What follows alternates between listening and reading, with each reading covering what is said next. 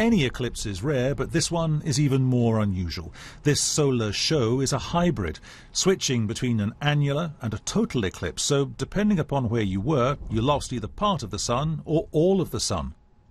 Stargazers in Portugal spent a big part of the day discussing the moon's shadow racing towards the east. The best place to watch this, at sea, in the Atlantic, southwest of Liberia. On land, the place to be was Gabon. Some places on Earth will we see this as a total solar eclipse, so the moon will apparently block completely out the sun, but for most of the regions they will see this as a partial solar eclipse, in that the moon only blocks partially the disk of the sun.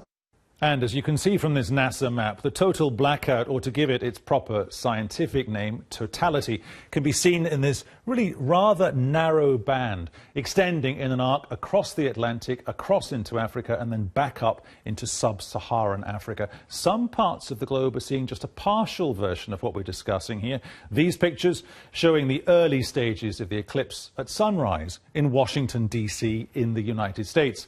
And this is what they woke up to on the island of Tenerife in the Canaries. Do you want to try these on? In Kenya, for some, the science folds into tradition, but even if you have to fight the old beliefs, for the experts here, explaining the reality to these eager young minds is all part of the eclipse experience. As much as we want to collect the traditional knowledge, we also want to take in the scientific knowledge, that this is actually scientific, and every so often we have the moon passing between the sun and the earth, if they are well aligned together. In the band of totality, just over 250 kilometres across, temperatures often drop 20 degrees or more when the sun is completely blacked out.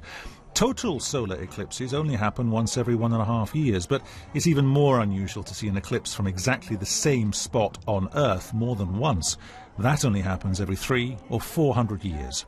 Peter Dobby, BBC News.